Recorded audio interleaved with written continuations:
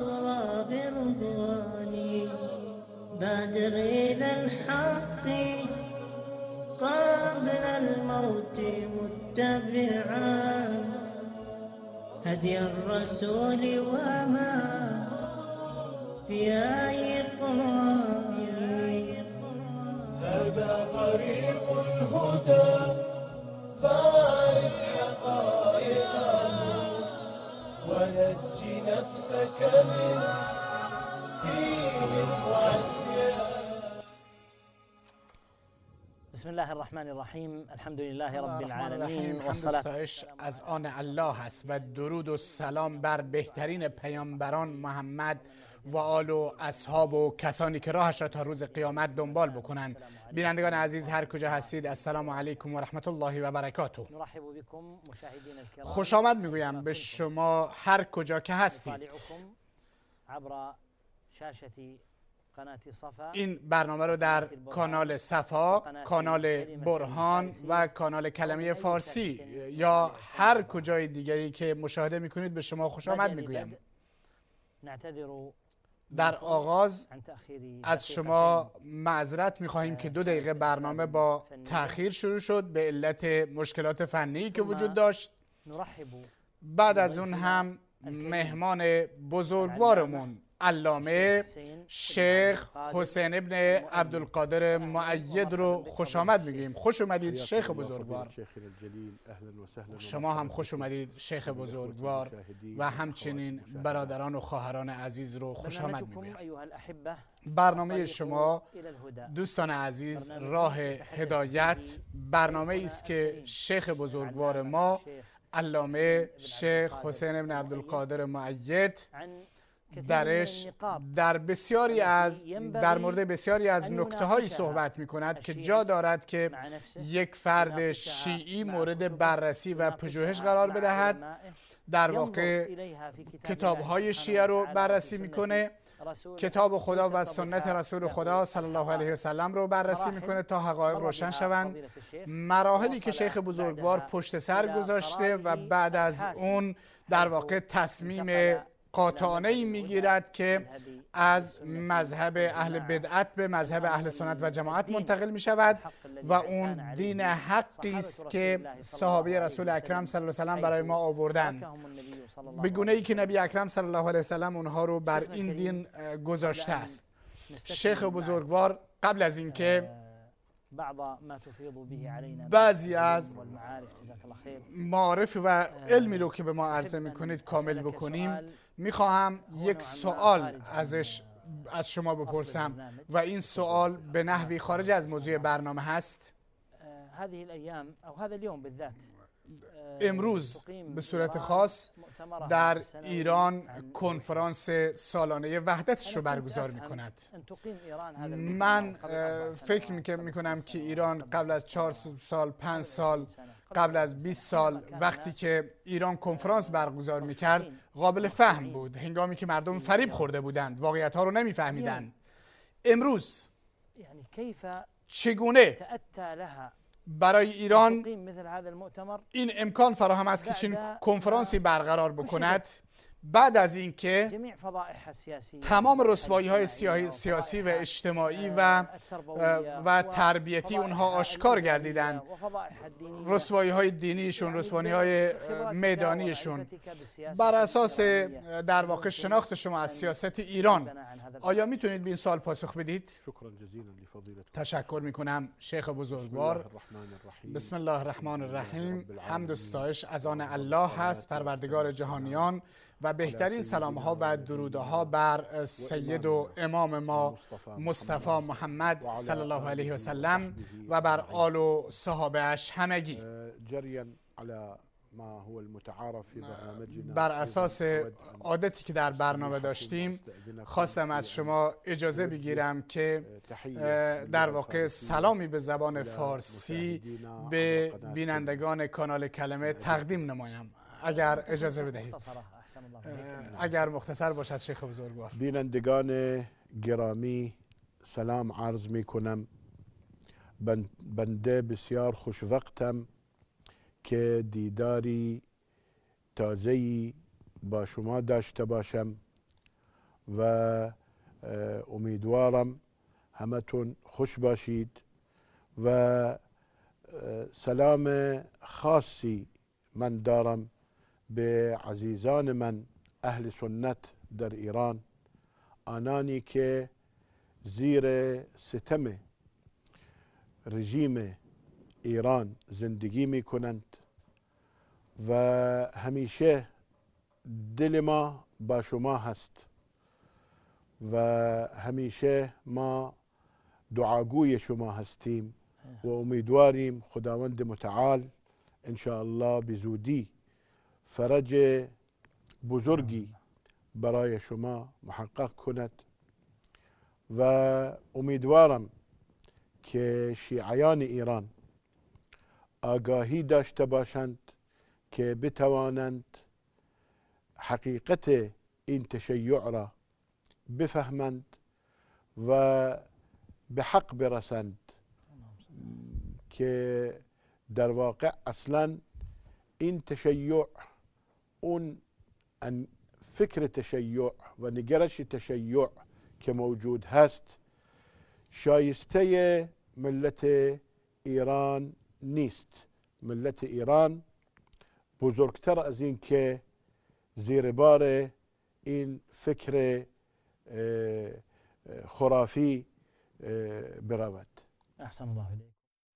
خداوند به شما جزای خیر بدهد و همچنین بینندگان عزیزمون رو در کانال فارسی به اونها خوش آمد میگویم و در واقع در هفته گذشته نخستین آخرین کسی که در واقع در زبان فارسی از کانال کلمه اومد و صحبت‌های مطرح کرد، سوالی رو که شما مطرح کردید سوالی بسیار بجاست و جا داره که مطرح بشه و جا داره که پیرامونش صحبت بشه. با توجه به اقتضای وقت بنده مختصرا صحبت میکنم. این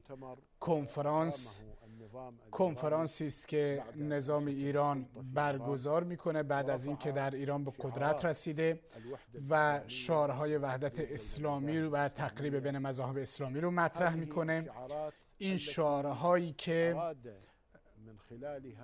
ایران میخواهد با این شعارها امت اسلامی رو فریب بدهد و با این شعارها به دنبال این بود که از شعار وحدت و تقریب بین مذاهب استفاده بکند تا این شعار ابزاری برای نفوذ این نظام در جوامع سنی و وسط اهل سنت باشد و تا اینکه پایگاه‌هایی ایجاد بکند. همونطوری که میدونید این نظام یک نظام فارسی هست و از اون جهت که یک نظام شیعی هست به خوبی میداند که تشیع این نظام و هویت تشیعش و اون افکاری رو که در بر دارد و مواضع سلبی و منفی که در برابر اهل سنت و جماعت دارد و در مواضع منفی که در برابر رموز و مقدسات اهل سنت دارد، این نظام به خوبی میداند که در واقع میان این نظام و امت اسلامی فاصله زیادی وجود دارد و امت اسلامی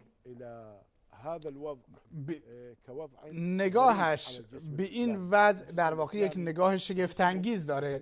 جسم اسلامی یک جسم به هم چسبیده با هم هماهنگ هست و مشترکات مدرسه اهل سنت و جماعت رو داره. وقتی نظامی می آید و می گوید من یک نظام اسلامی هستم اما در ضمن مشترکات اهل سنت وارد نمی شود، این وضعیت این نظام رو در جسم اسلامی بیگانه می کند و نظام ایران این رو به خوبی می داند. برای اینکه ایران این فاصله رو کم بکنه تا اینکه در میان جوامع اهل سنت نفوذ پیدا بکنه و به عمق استراتژیک مناطق اهل سنت برسه و برای اینکه طرحش رو تبلیغات بکنه و در واقع یک طرح امپراتوری است نه یک طرح اسلامی است، این نظام تلاش کرد تا شعارهایی رو مطرح بکنه تا حقیقتش رو پنهان نگه دارد و احساسات و عواطف امت اسلامی رو تحریک بکند. أريد أن أستدرج. بنده میخواهم در واقع اندک اندک به موضوع نزدیک بشم. این شعارات باعث شد که در واقع انعکاسی داشته باشه در داخل امت اسلامی، نه فقط در میان توده مردم، بلکه متاسفانه با این شعارها نخبگان دینی، نخبگان فکری، نخبگان اجتماعی هم فریب خوردند. وقتی که این مؤتمر، این کنفرانس برگزار می شود و این وقت انتخاب شده، وقت ولادت نبی اکرم صلی الله علیه وسلم انتخاب شده، مردمی که به این کنفرانس فراخوانده می شوند، ما چهره های شخصیت های بزرگی از اهل سنت و جماعت رو می دیدیم. من حضور پیدا نکردم، اما من در رسانه ها می دیدم. ما می دیدیم که حضور قوی شدید بود و این اون چیزی بود که نظام در واقع ایران افتخار میکرد و میتونست در واقع کارهای خودش رو میان اهل سنت توجیه بکند شعارهاش رو. و این جریان استمرار داشت به این شکل تا اینکه خداوند حوادثی رو ایجاد کرد که در واقع اون حقیقت نظام برملا شد، سیاست ایران برملا شد، طرح ایران برملا شد و حقیقت موضوع وحدت اسلامی روشن شد و روشن شد که وحدت اسلامی فقط پلیس برای عبور و ادعای وحدت اسلامی و ادعای این یک ادعای کاذب هست و دروغ و تزویر هست. روشن شد که نظام ایرانی یک نظام فرقه گراست، یک نظام عنصری است، یک نظامی است که با دشمنان امت اسلامی همکاری میکند و بر اهل سنت، علیه اهل سنت توطئه میکند، نظامی است که اهل سنت رو از بین میبرد، نظامی است که میخواهد طرحهای فرقه گرایانه رو تبلیغ بکند و در جوامع اهل سنت فرقه گرایی رو رواج بدهد و در واقع کشت بکند. چگونه می شود که دعوت به وحدت اسلامی با این نظام هماهنگ باشد؟ نظامی که در واقع گسترش تشیع رو در جوامع اهل سنت حمایت می کند، در جوامع اهل سنتی که به وحدت دینی و مذهبی خودش افتخار می کنند. این نظام می آید و در این غده های شیعی ایجاد می کنه در این جوامع و این غده های تشیع مشکلات فرقه گرایی ایجاد می کنند که این جوامع ازش اطلاع نداشتند. آیا این با وحدت هماهنگی دارد؟ آیا این هماهنگی دارد که گسترش تشیع که راهش رو در جوامع اهل سنت در پیش میبرد و بر اساس این سخن با این جوامع اهل سنت هست که فکر سنی فکر گمراهی است؟ چگونه می شود این وحدت متحقق شود و اهل سنت متهم بشوند که مدرسه گمراهی است؟ چگونه ممکن است که انسان کسی که اندک درکی داشته باشد تصدیق بکند که نظام ایران نظامی است که به دنبال وحدت اسلامی است، در حالی که نظام تهران زندان میکند، شکنجه میکند، اعدام میکند فعالان اهل سنت رو. تروری که در ایران صورت میگیره نسبت به اهل سنت، اون تنگنایی که اهل سنت درش قرار دارند، اجازه ندادن به اهل سنت که یک مسجد در تهران داشته باشند، چگونه این با ادعای وحدت جور در میاد؟ چگونه این با متهم کردن مشایخ اهل سنت جور در میاد که اونها وهابی هستند و اینها در واقع و در واقع اهل سنت رو متهم میکنند که جنایت دارند، کسانی که جنایت هستند کسانی که سلفی هستند و اونها رو به چوبای دار میبرند. امروز چوبهای دار نصب شدند تا دعوتگران اهل سنت رو اعدام بکنند، در همین وقتی که در واقع کنفرانس وحدت در تهران داره برگزار می شود.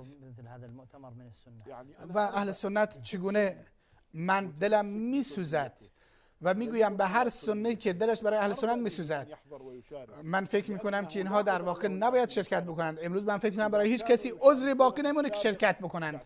اگر در گذشته در این کنفرانس ها شرکت میکردند که در واقع فریب خورده بودند، اما امروز بعد از این که نقاب ها افتادند، هیچ سنی معذور نیست که در این کنفرانس شرکت بکند.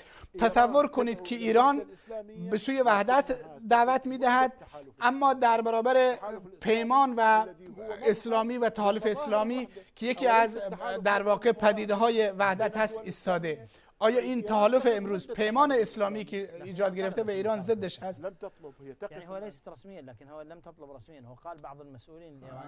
بعضی ها گفتند که اگر سعودی جدی هست در این پیمان چرا دعوتش نکرد؟ سعودی حجت دارد، دلیل دارد.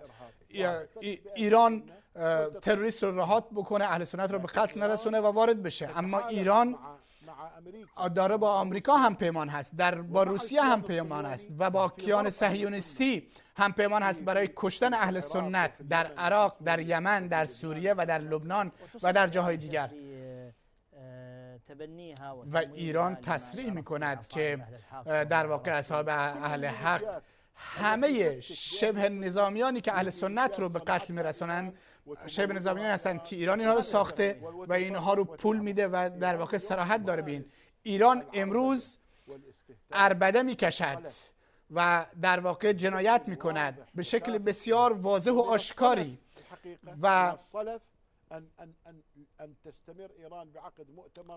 و خیلی جای تعجب هست که ایران کنفرانس وحدت اسلامی تشکیل بده و در حالی که اهل سنت رو کنار گذاشته و در برابر اهل سنت ایستاده.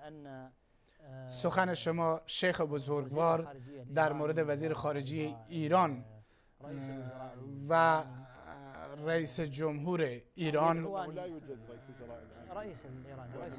رئیس جمهور ایران که این دو نهاد دعوت میکنند و در واقع میگن کنفرانس وحدت رو باید کمک بکنم و سخن رسمی این کنفرانس سعودی رو اسم میگیرن. روحانی در هنگامی که کنفرانس رو شروع کرد به عربستان سعودی به شدت حمله کرد، به ترکیه حمله کرد، به قطر حمله کرد و این کشورها رو در واقع گفت که کشورهایی هستند که تروریست ها رو کمک میکنند، در حالی که کشورهایی که با تروریسم می‌جنگند کشور عربستان سعودی هست و در صدر کشورهایی است که با تروریست ها می‌جنگند و از تروریست ها ضررهای زیادی دیده و ثابت شده که این تروریست ها در واقع نوعی هماهنگی و همکاری با ایران دارند و این تروریست ایران پشت سرش ایستاده و این در واقع سخنان بغدادی است که ایران رو تهدید میکنه و در مورد ایران صحبتی نمی کند، بلکه کشف شده است که ایران در روزهای گذشته مالی یا نیجریه کشف کردند که کشتی اسلحه‌ای از ایران می آید تا به بوکو حرام، به گروه تروریستی بوکو حرام برسند. بوکو حرامی که در واقع گروهی مثل قاعده و تروریستی هستند.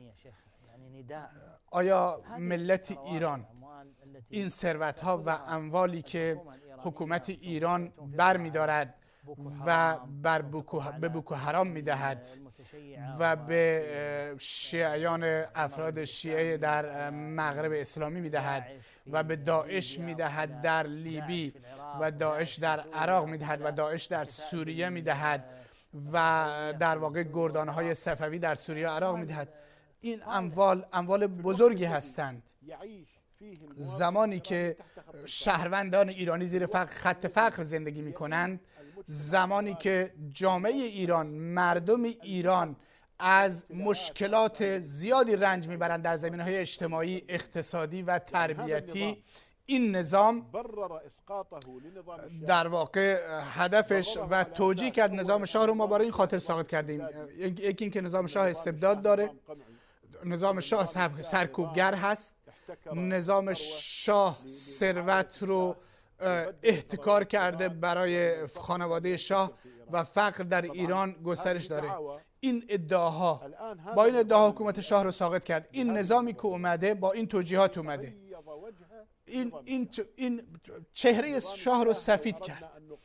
اگر خواسته باشیم مقایسه بین شاه و نظام خمینی انجام بدیم، اصلا جای مقایسه ندارد. شاه یک مخالفش رو اعدام نکرد به خاطر اینکه مخالف سیاسی است، بلکه فقط نواب صفوی رو اعدام کرد. چرا که نواب صفوی در واقع وزیر داخلی، وزیر کشور اون وقت رو به قتل رسوند، یعنی ایشون به یک تهمت جنایی به قتل رسید. این حالت اعدام تنها اعدام هست و مصدقی که متهم شد که کودتا کرد علیه شاه، وقتی که شاه برگردانده شد از طرف در واقع سازمان سیاه آمریکا، مصدق رو باز همین شاه اعدام نکرد. نظام حالی ایران نمیتواند افرادی رو نام ببرد که زیر شکنجه بودند در دوران شاه و در دست ساواک، مگر تعدادی که از تعداد انگشتان دست تجاوز نمی کنند، بلکه کسانی که امروز زیر شکنجه ایران خمینی میمیرند به شمار نمی آیند. در واقع اصلا آماری وجود ندارد. شاه رو متهم کردند که ثروت ملت ایران رو دزدید. امروز ثروت ها کجا می روند؟ ثروت های ملت ایران کجا می روند؟ چه کسی ثروت ایران رو می دزدد؟ خامنه ای. ثروت خامنه ای 90 میلیارد دلار هست. شاه چنین ثروتی رو در خواب هم نمیدید و شاه در خوابش هم ندیده بود. من یاد میکنم که حجاج ایران در دوران شاه، من بیاد میرم اونها رو دیدم و اونها در واقع از همه سرمایه‌دارتر بودند، مسکن‌های بهتری داشتند، سواری‌های بهتر داشتند و وضعیت بهداشت بهتری داشتند و حجاج ایران از زمان شاه از امروز بسیار مختلف هستند. امروز مالیات‌هایی که نظام خمینی میگیرد بسیار بیشتر از مالیات‌هایی است که شاه میگرفت. خدماتی رو که شاه برای به ملت ایران تقدیم میکرد اصلا در سایه نظام خمینی وجود ندارند. خدمات اجتماعی، خدمات تربیتی. آیا میدانید که امروز هزاران مردم در ایران در خانه‌های کارتونی زندگی میکنند و این در زمان شاه وجود نداشت.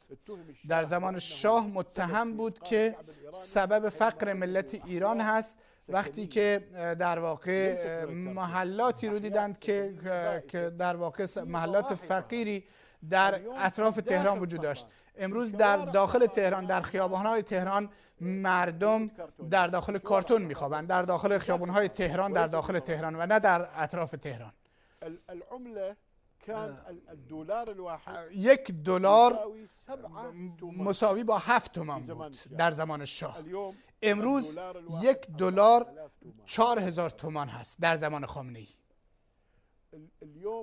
امروز تفاوت طبقاتی، میگفتن در زمان شاه تفاوت طبقاتی وجود دارد. امروز تفاوت طبقاتی در واقع در زمان شاه یک طبقه متوسط وجود داشت. امروز طبقه متوسط بسیار کم هست. اونجا در واقع تفاوت طبقاتی بسیار زیادی داره، یا یک مجموعی هستند که مصالحشون مرتبط با مصالح نظام هست که بسیار سرمایه‌دار هستند، یا مجموعی سرکوب شده هستند و در خیابون‌ها در واقع زیر دست پا له شدند. از عکس ها ما میبینیم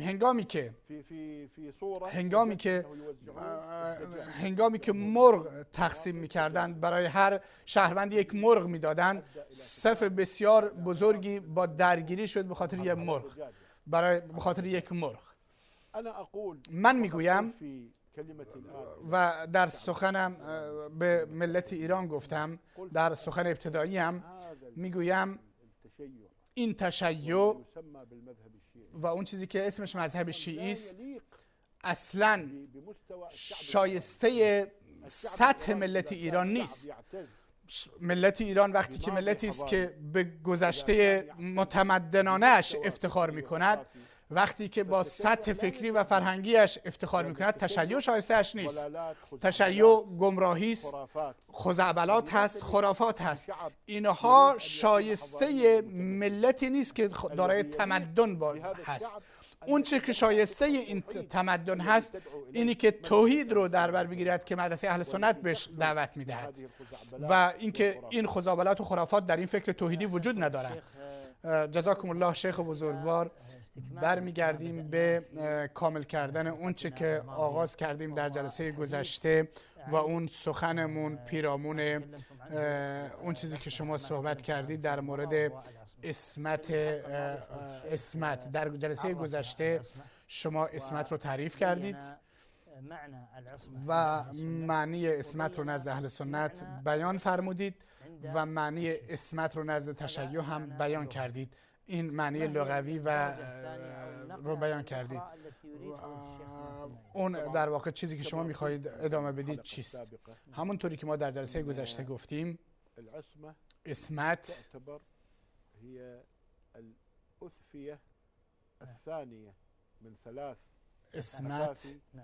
در واقع پایه سومی است که تشیع مذهبی برش استوار است. تشیع بر پایه امامت و اسمت و بعد هم بعد بیراه گفتن صحابه استوار هست. قبل از این که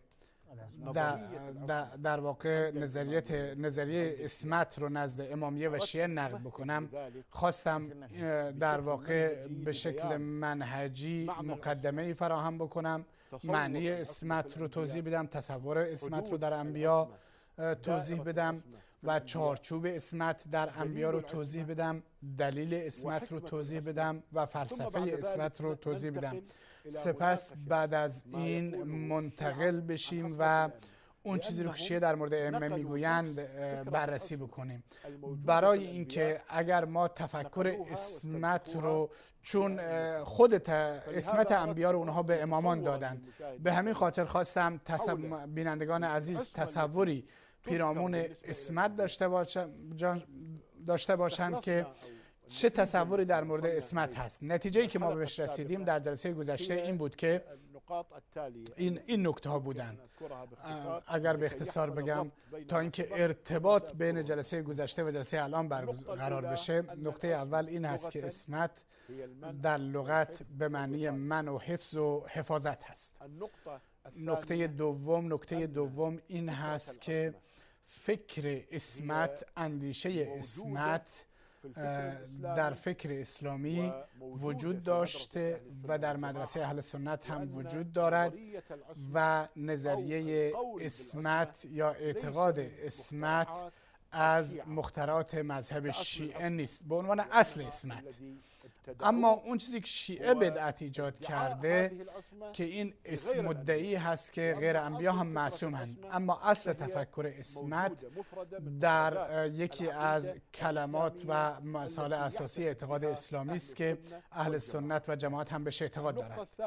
نکته سوم این هست که اصل در بشر این هست که معصوم نیستند، بلکه یک استثناء وجود داره در این اصل و این قانون کلی و اون انبیا هستند.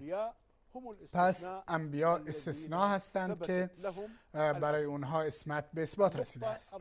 نکته چهارم این که اسمت دو تا بعد داره، بعد اسمت از خطا و اسمت از گناه. اسمت از خطا گاهی موقعی با ادراک عقلی صورت میگیره و اسمت از در واقع گناه با سلوک عملی صورت میگیرد. نکته پنجم و مسئله پنجم این است که اعتقاد اهل سنت و جماعت در مورد اسمت انبیا این هست که انبیا علیهم السلام از خطا و گناه در تبلیغ دین و رساندن رسالت به بشر کاملا معصوم هستند، اما در سلوک عملی از کبایر معصوم هستند و اینها اجماع هست. اما اهل سنت اختلاف دارند در عصمت انبیا از گناهان کوچک. برخی ها میگویند که از گناهان کوچک هم پیامبران معصوم هستند و برخی میگویند که این مشهورتر هست و بیشتر هست که پیامبران از گناهان کوچک معصوم نیستند. نکته دیگر این که عصمت از خطا ممکن نیست که اختیاری باشد، بلکه این یک عصمت با دخالت و عنایت و لطف پروردگار به صورت مستقیم هست، به طوری که خداوند انبیا رو از افتادن در خطا منع میکنه، چه در درک هنگام فهمیدن فکر یا هنگام بیان فکر.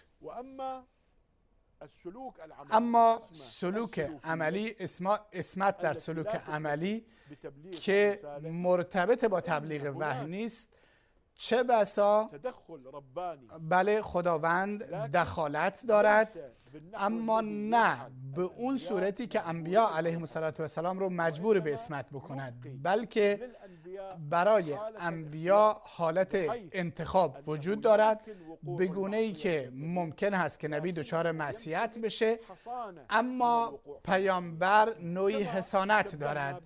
همونطوری که ما مثال زدیم و تشبیه کردیم و گفتیم که عرفها و تقلیدها و تربیتی وجود دارد که باعث می شود مردم این عرفها در دلشون جا بگیره و بعضی چیزها نزدشون قبیح و زشت باشند.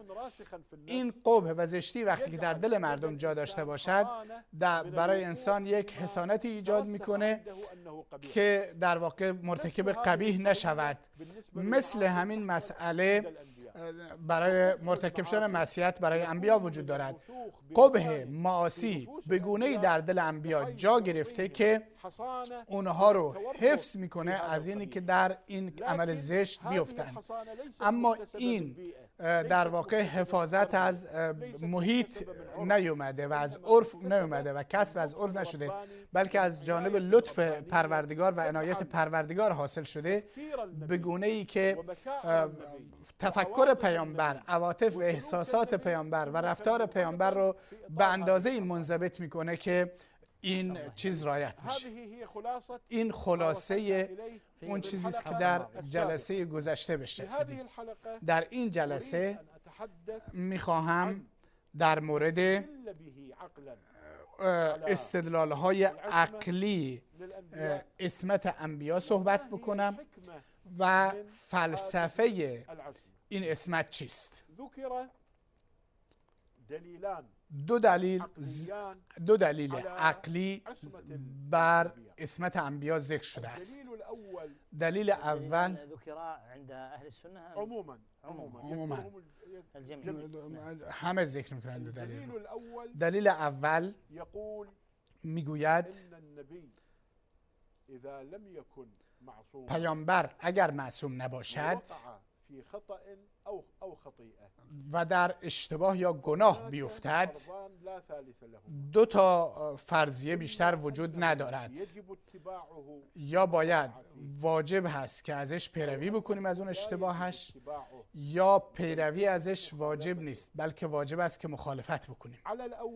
بنابر فرضیه اول که بگیم اگر خطا هم کرد واجب است که پیروی بکنیم، این هست که ما اون اشتباه و گناه رو مرتکب بشیم و گناه رو انجام بدیم و در واقع نباید گناه انجام بدیم و این ازش منع شدیم. پس چگونه می شود که از چنین شخصی واجب است اطاعت بشه؟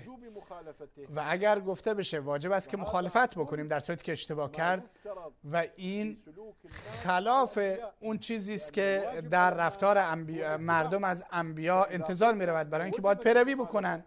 پس وقتی ما بگیم باید مخالفت بکنیم، در نتیجه وجوب اتباع محقق نمی شود. در این صورت فایده ای از این نبوت باقی نمی ماند اگر اتباعش واجب نباشد. پس واجب است که پیامبر معصوم باشد، در خطا نیفتد، در گناه نیفتد تا اون اصل اساسی باقی بماند که از اتباع واجب بشه در هر چیزی که از پیامبر صادر می شود، از هر یکی از انبیا. این دلیل اول. طبعا بنده توضیح میدم. دلیل عقلی و که استدلال عقلی است. استدلال دوم در روح و محتوایش از استدلال اول زیاد متفاوت نیست، بلکه از استدلال اول در روش ارائه دادن تفاوت دارد. استدلال دوم میگوید اگر پیامبر معصوم نباشد، هر فعلی که پیامبر انجام میده احتمال دو چیز داره. هر کاری که پیامبر انجام میده احتمال دو چیز داره. احتمال داره این که درست باشد یا نادرست باشد، یا طاعت باشد، میتواند طاعت باشد یا معصیت باشد. وقتی که این دوتا احتمال هر دوتا در هر رفتاری وجود داشته باشند، حالت اتباع تعطیل می شود. در این صورت پیروی تعطیل می شود. اگر ثابت نشود که فعل پیامبر ثواب و طاعت و درست هست، در این صورت هر کاری که پیامبر انجام می دهد مردم توقف می کنند در این کار تا اینکه ثابت بشود برای اونها که این درست یا نادرست است. و این با بعثت پیامبران و فایده بعثت پیامبران رو لغو می کند. این استدلال، این نوع استدلال به اعتقاد من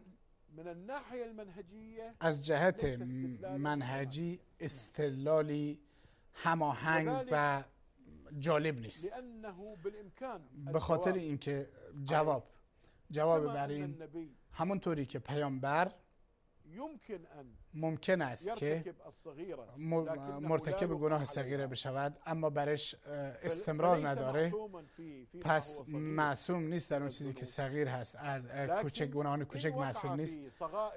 اما اگر در گناهان کوچک واقع شود، در واقع یادآوری می شود. در این صورت گفته می شود که نیازی نیست که در کبایر هم معصوم باشد و در تبلیغ هم معصوم نباشد. اگر خطا بشه یادآوری میشه و اگر در کبیره در واقع بشه باز هم خداوند یادآوری میکند و این اون یادآوری خداست که مشخص میکنه از چیز پیروی بشه و پیروی نشه. در این صورت در واقع اگر هدف از عصمت این است که مردم در کار انبیا سرگردون نشن و اگر بگیم که هر پیامبر هر در خطا یا اشتباه بیفتد و خدا یادآوری میکند، در این صورت این دو تا دلیل در برابر لزوم عصمت نمیتونند کفایت بکنند. در این صورت عصمت هم لازم نیست. و به عبارت دیگر چگونه ما به عصمت نگاه بکنیم؟ آیا نگاه ما به عصمت این هست که از ذاتی های نبوت هست یا به عنوان یک امر لازم از لوازم نبوت هست؟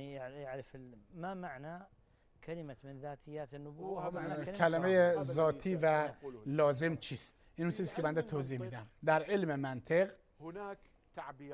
دو تا تعبیر وجود داره، یکی میگن ذاتی و یکی رو میگن ارزی. ذاتی اون است که یک ماهیت یک چیز با اون شکل میگیره و ذاتش شکل میگیره، بگونه ای که در ماهیت یک چیز وارد هست، یعنی در حقیقت و اساس اون چیز وارد هست، بگونه ای که اگر این چیز متحقق نشود ماهیت منتفی می شود و حقیقت منتفی می شود. مثلا وقتی که ما میگوییم زید انسان هست، انسانیت در اینجا ذات زید هست، برای اینکه ماهیت زید و حقیقت زید به وسیله انسانیت شکل میگیرد. وقتی انسانیت رو از زید جدا بکنیم، آیا زید انسان باقی میمونه؟ آیا زید اصلا باقی میمونه؟ زید به عنوان یک بشر باقی میمونه؟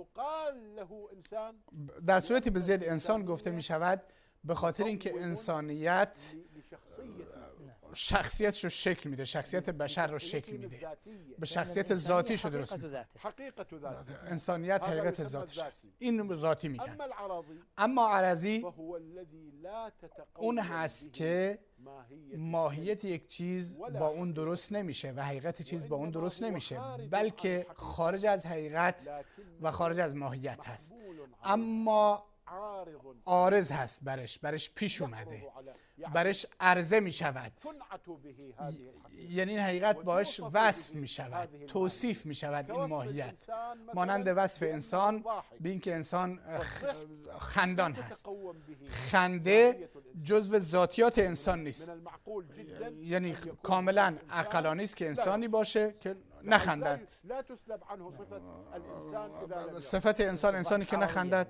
صفت ضحک و خندیدن یک صفت ارضی و خارج از حقیقت شخصیت ذاتی و ماهیت بشر است، بلکه بر اثر عارض بر بشر عارض می شود و از صفات بشر شمرده می شود.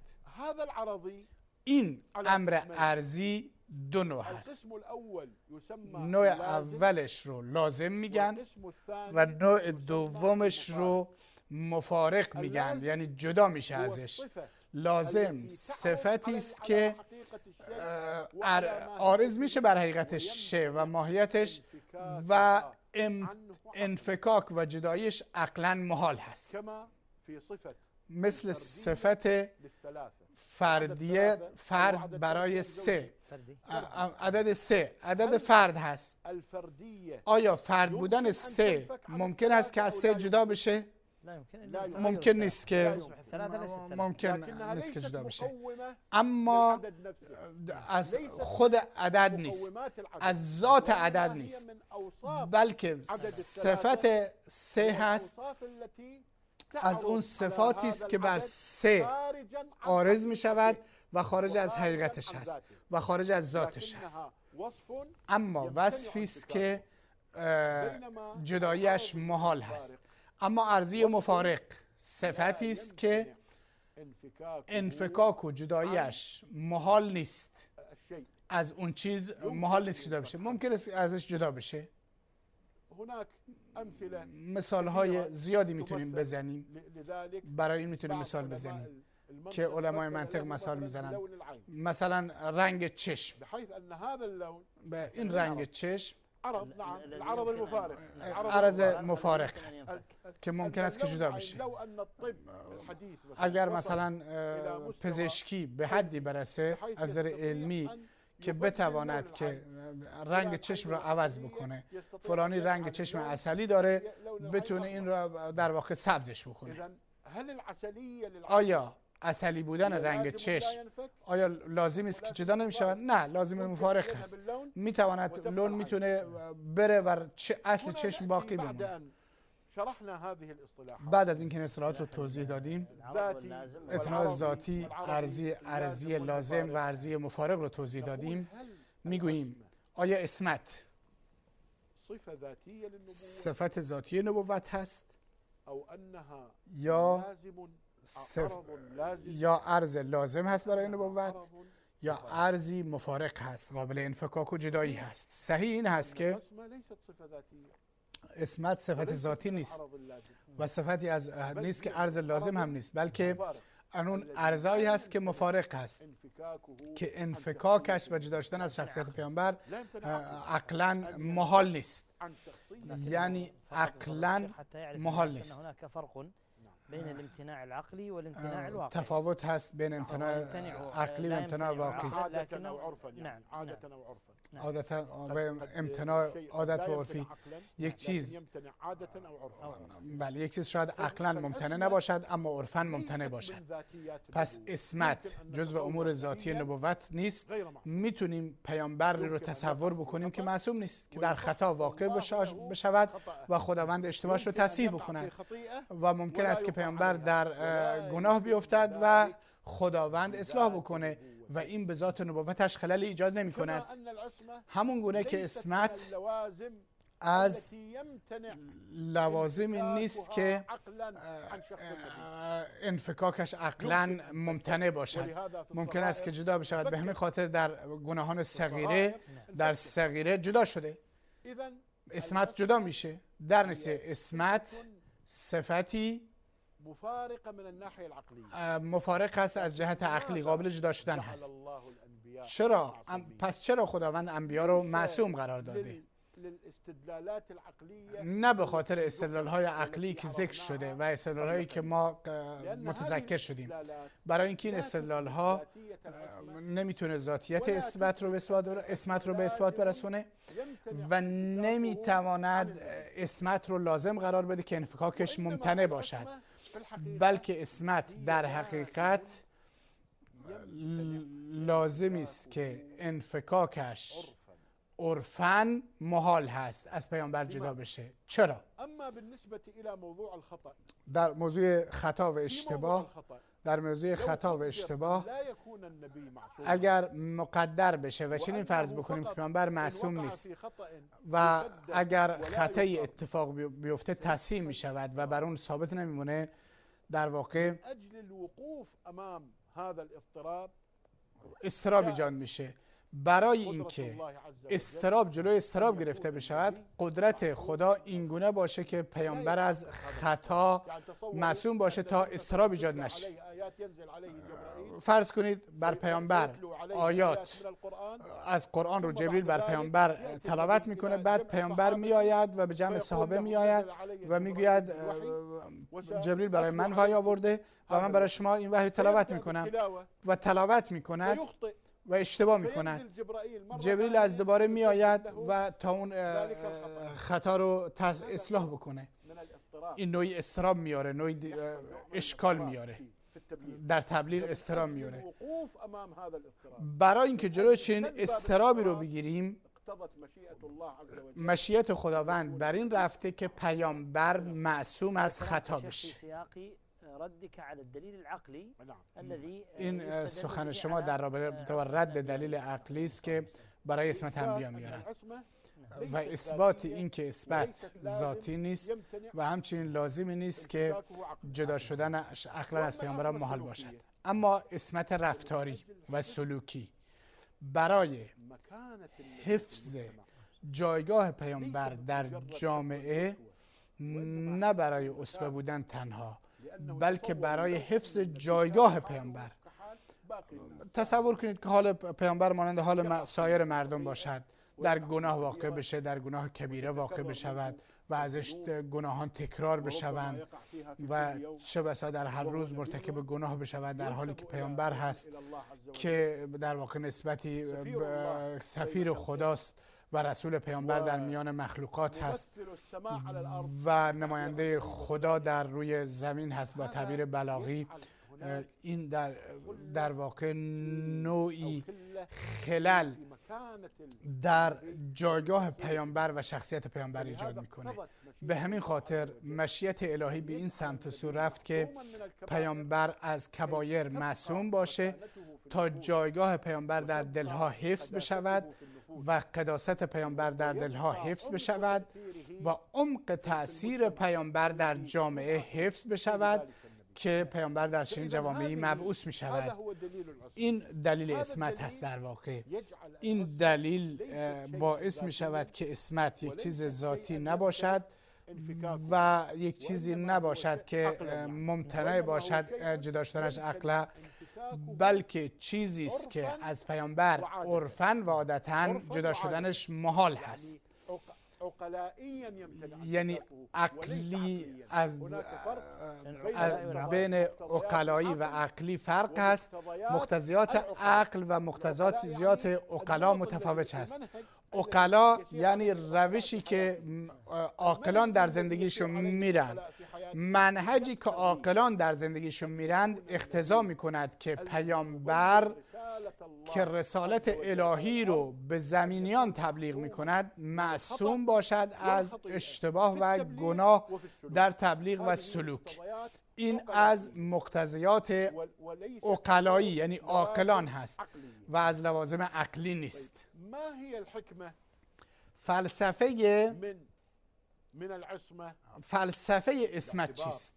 أن العصمة به این اعتبار که اسمت در تبلیغ حکمتش واضح هست الحفاظ و اون این هست که وحی حفاظت بشود. حفاظت وحی هست. الوحي چه وحی؟ الذي ينتسب إلى الله مباشرة، هنگامی که از خدا به صورت مستقیم میگیرد، همونطوری که در کتاب‌های آسمانی هست، یا وحی ينتسب إلى الله عبر الرسول که به خدا منسوب میشه به وسیله پیامبر، مثل اقوال و تقریرات پیامبر. به خاطر حفاظت سلامت وحی، حکمت الهی اسمت رو میطلبد و برای همونطوری که گفتیم حفاظت جایگاه و قداست و اسوه بودن پیامبر و تأثیر اقتضا میکند که در واقع پیامبر معصوم باشد.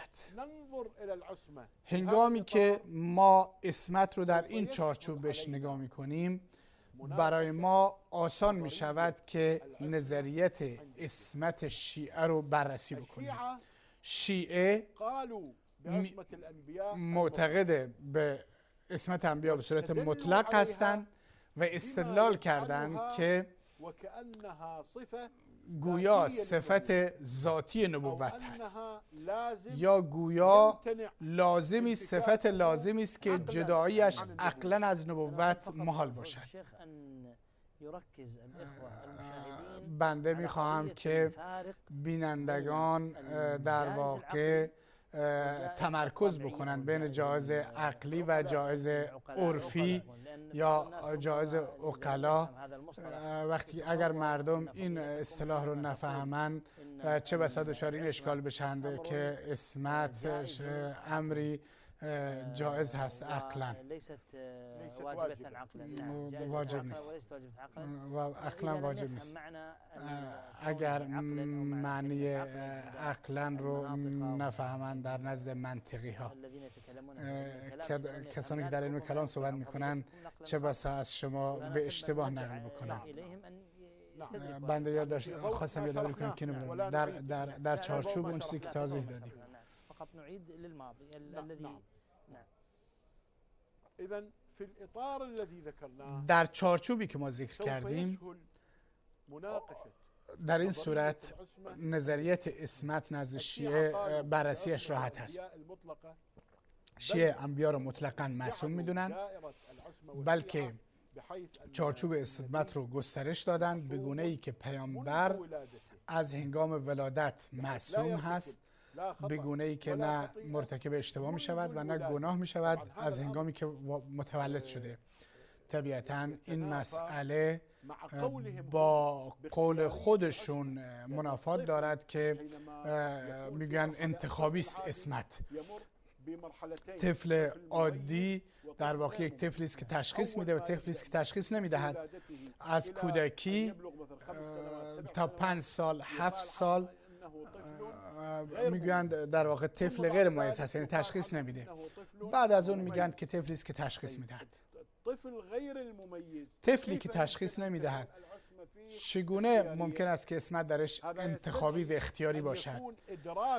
این مستدعی این هست که ادراک معصوم در مرحله طفولت که نسبت غیر از بشریت در واقع غیر ممیز هست، لازم است که ادراک عقلی هم دارای معجزه ربانی باشد که مساوی با ادراک انسان کامل باشد و نه ادراک که طفل ممیز، بلکه ادراک انسان کامل داشته باشد.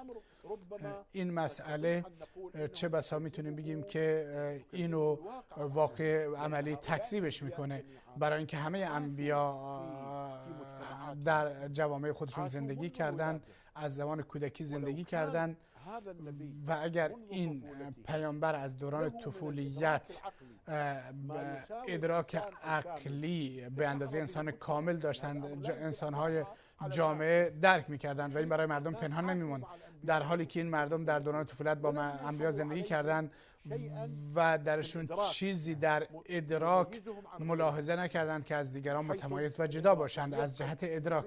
یعنی پیامبر در دوران طفولتش، در طفولت غیر ممیزش مانند سایر اطفال هست.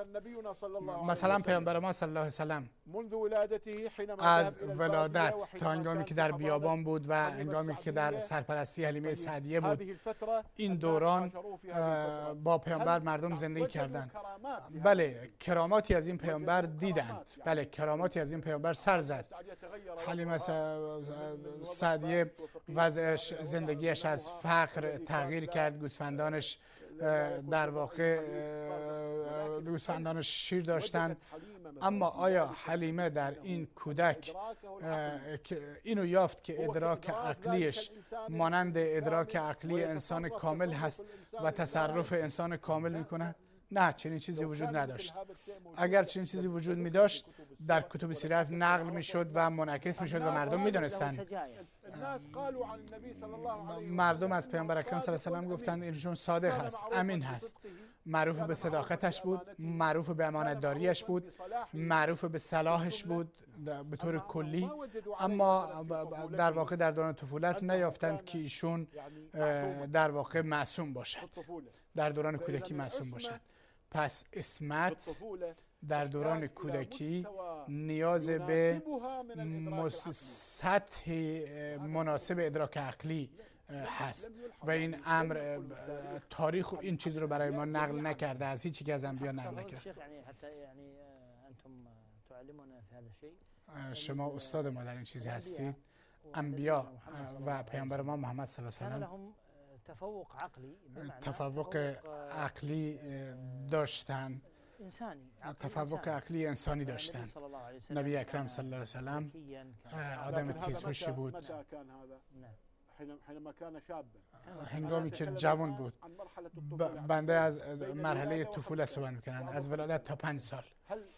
آیا مردم و جامعه احساس کردند که پیامبر در دوران یک ولادت تا 5 سالگی در واقع ادراک عقلیش مانند ادراک یک مرد 40 ساله بود؟ نه. آیا مردم احساس کردند که در این دوران کودکی، طفولت، نوعی عصمت درش وجود داشته؟ چیزی خارج از انسانیت درک نکرد. چه بسا در دیوان اتفاق بیفتد.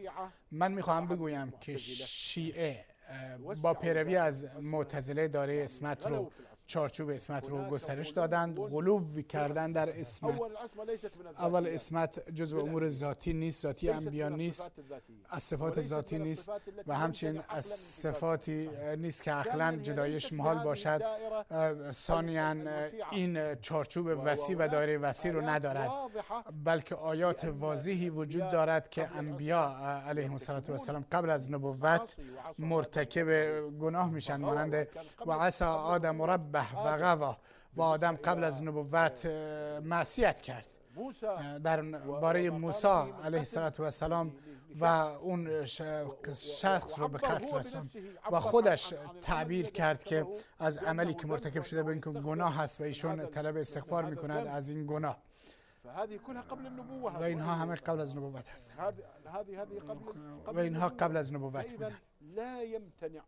در نتیجه بله، پیامبر قبل از نبوت واجب است که به طور کلی انسان صالحی باشد، به صورت مجمل انسان صالحی باشد، اما اینکه معصوم در همه چیز باشد، معصوم از اشتباه باشد، معصوم از گناه باشد در همه چیز، قبل از نبوتش این چنین چیزی وجود ندارد. اصلا چنین چیزی هم وجود ندارد. شیخ بزرگوار، ما الان شماره تلفن را باز میکنیم. میخواهم بگویم که نظریت عصمت نزد شیعه اساساً شامل غلو در عصمت هست. چه این عصمت رو ذاتی بکنیم، چه ذاتی قرار بدن، چه ارضی که ممتنع باشه که جدا باشه، یا اینکه به اندازه اینو گسترش بدن که از آغاز ولادت هست. این حتی در انبیا هم دارای غلو هست.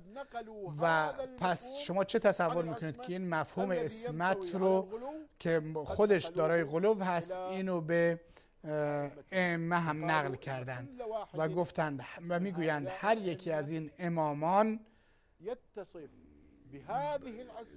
متصف به این اسمت هست و این درجه اسمت برخوردار هست. ابو احمد از سعودی اگر اجازه بدید بفرمایید. ابو احمد. و علیکم السلام و رحمت الله و برکاته. حییک شیخنا شیخ محمد. شیخ محمد به شما خوش آمد میگم و همچنین شیخ مبارک شیخ مؤید رو سلام میگم. من ملاحظه دارم ممکن سبق لسان باشد. قدرت الله فشيخنا رحمه الله يقول ما يقال هذا لأن المشيئة ليس لها قدرة. شاید قدرت الله مشیت قدرت نیست. لا الأقدار شيء وقدرة الله شيء آخر. اقدار چیزی است و الأقدار شيء نعم الأقدار ليست لها مشيئة ولكن قدرة الله هي متلازمة مع مشيئة الله مع ذات الله سبحانه وتعالى. مع ذات الله ومع إرادة الله. يعني هي تقترن. يقال شاهد قدرة الله. على أي حال شكر الله لك أخي الكريم وشكرا لنصيحتك. وهذه المسألة من الأمور التي تحتمل وجهات النظر وتحتمل الاختلاف، فالأمر فيها ليس مسألة احتمال داره و قطعی نیست. مذهب اهل السنت این هست که نسبت صفات الهی يتساهلون ويتسامحون كثيرا في النسبة إلى صفات الله سبحانه وتعالى، بل انهم يتسامحون بالنسبة إلى تسامح دارند در این زمینه اليمين بصفات الله سبحانه وتعالى بلکه در مورد یمین الشيء إلى لأن الله سبحانه وتعالى ذاته وصفاته برای اینکه خدا ذات و صفاتش کلش هست. شيء من ذاته أو صفة من صفات ذاته وقتی که صفات ذاتی رو گفتی یا وصفی بگی گویا خود خدا میگه. وقتی که بنده میگه شاءت قدرت الله شاء الله به خاطر اینکه قدرت از ذات منفصل نیست و شیخ حسین هم اشاره کرد که اشکال نداره. شیخ ابن حسین رحمه الله در این صدد بود که بگید شاء القدر و این اعتراض در جای خودش. اما شاءت قدرت الله مشیت قدرت الهی، مشیت به قدرت الهی و مشیت و قدرت الله هر دو صفات الهی هستند و لازم یکدیگر هستند. علی از لیبی بفرمایید. سلام علیکم. علیکم السلام. شیخ حسین رو سلام میگم. شیخ حسین ما داریم شما رو پیروی میکنیم از ایام مستقله. حالا ترجمه برای بنده واضح نیست، امیدوارم که دکتر سعیدی توضیح بده. الحمد لله سلامتك. ما فهمت السؤال. أعد سؤالك أستاذ علي. تقول عاد الشيخ صلاته بعد أن هداه الله الحمد لله إيه على طريق المستقيم يعني. لا يجب عليه شرعا شكرا لك استاذ علي. هو يقول هل اعدت صلاتك بعد ان ایشون میگه آیا نمازت رو برگردوندی بعد از اینکه هم تشیع رو ترک کردی؟ لا تجب عليه. در واقع واجب نیست که نماز رو دوباره بخوند، بلکه تارک صلات از اهل سنت و جماعت هم اگر سالها نماز نخواند و بعد خداوند هدایت بکنه و به نماز برگردن است. تفضل يا اخي الكريم. الاخ من العراق ابراهيم من العراق. ابو ابراهيم من العراق. نعم. الو تفضل ابو ابراهيم. الو نعم. الو سؤال الشيخ. نسمعك يا استاذ ابراهيم تفضل. استاذ ابراهیم صدای شما رو میشنویم، بفرمایید. استاذ ابو ابراهيم تفضل.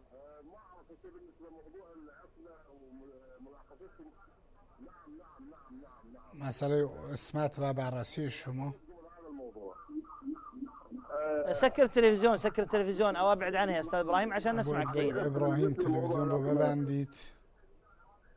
ابعد التلفزيون عنك او ابعد عنه. ايوه حتى الصوت يتردد علينا.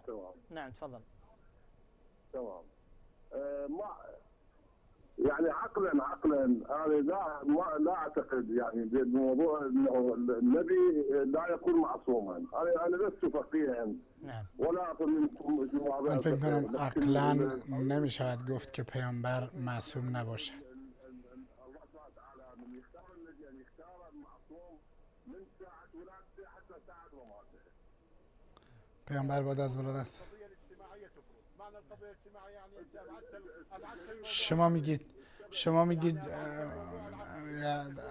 وقتی که شما میگید که قضیه اجتماعی است یعنی قضیه عقلایی شد.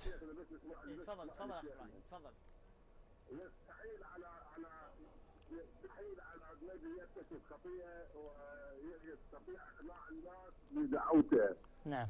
تسمعني شيخنا؟ اي نعم. كيف سؤالك؟ تقول سوال شما میگوید که شما معتقدید که صحیح است که پیامبر از هنگام ولادت تا معصوم باشد تا اینکه مردم را به دعوتش قانع بکند. آیا سوال شما این نیست؟ المجتمع لا يرحم شخصا يخطئ. جامعه شخصی رو نمیپذیرند که مرتکب گناه بشه و بعد مردم رو دعوت به منع بکنن. سوال شما واضح است. شکرا ابو ابراهیم. برادر دیگر از عراق، اکرم از عراق. بفرمایید استاد اکرم. تفضل اکرم.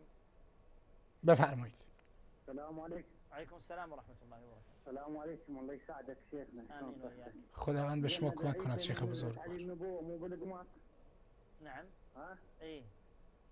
مثل نبي عيسى. لا لا لم لا ليس صحيحا. لا. أول ما نزل للدنيا. لا النبي عيسى. أنا عندي أبو بكر. نعم. يعني بدون تشابه أحسن من رسول الله. شلون؟ رسول الله ما وصى وابو بكر وصى بعمر وعثمان. لا ما لنا شغل بالوصيه الان. لا استاذي ما لنا شغل بالوصيه. يعني رسول الله ما مصي. لا سؤالك استاذي يا رسول الله ما مصي. يعني اخ اكرم. ابو بكر اخ اكرم من رسول الله. يا اخ اكرم سؤال. يعني شلون عنده افضل؟ سؤال يا قصروا صوته يا اخوان اذا خرج عن سؤالك الاول استاذ اكرم في محل النقاش. استاد اکرم در موضوع بحثمون هست. سال اول ایشون میگوید که ایشون از عصمت صحبت میکند و میگوید چگونه عیسی ابن مریم. نعم نجيب عليه بعد. نجيب عليه الان.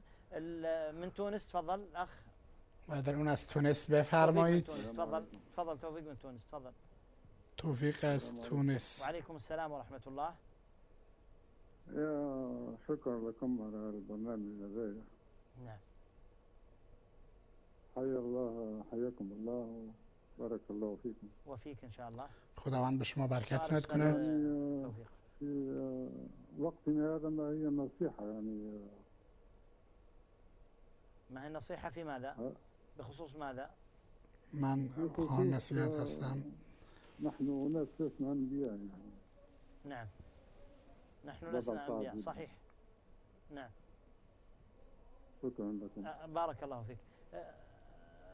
طيب لو يتوقف معنا صالح قليلا بس الآن نناقش فقط السؤال الأول. سوال اول رو بررسی میکنم شیخ. سوال اول برادری از عراق گفت که ایشون در واقع توجیهی برای اسمت گفت که خودش عقل نمیدونست. صحبت از جامعه کرد. من عامی هستم. تقسیمات کلامی که شما میدونید و اهل علم میدونند. ایشون اسمت رو از مقتضیات طبیعت جوامع دونست. این مقتضا واجب نمی کند که پیامبر از هنگام ولادت معصوم باشد و این بلکه واجب می کند که به طور کلی انسان صالحی باشد. این به ضرورت معنیش نیست که معصوم باشد در همه چیز. نظریه شیعت میگوید که پیامبر باید اسمت مطلقه باشد، از خطا و گناه، از کبائر و صغائر، از ولادت تا موت معصوم باشد. قبل از نبوت یعنی اسمت قبل از نبوت بعد از نبوت یکسان هست. این اون چیزی است که ما میگیم که هیچ چیزی در واقع اینو واجب نمیکنه. السلام علیکم و رحمت الله و برکاته. تفضل يا اخي الكريم. بفرمایید. علیکم السلام و رحمت الله و برکاته. كتب الله اجركم يا شيخ. امين جزاك الله. خداوند به شما اجر پاداش بده شیخ بزرگوار. نحن من هذا الموضوع الهام نريد ان يتكرر مرارا وتكرارا ونستفيد ما میخوایم این موضوع تکرار بشود. طلاب علم به موضوع نیاز دارد. خداوند به شما جزای خیر بدهد. ما شما رو به خاطر خدا دوست داریم. عیسی از کوچکی پیامبر نبود، در کوچکی صحبت کرد اما نبی نبود، بلکه هنگامی که عمرش 30 ساله شد. یعنی النبی عیسی پیامبریش 3 سال بود. مبعوث نشد که مردم رو دعوت بده به رسالت مگر بعد از اینکه به 30 سالگی رسید. خداوند به شما جزای خیر بدهد.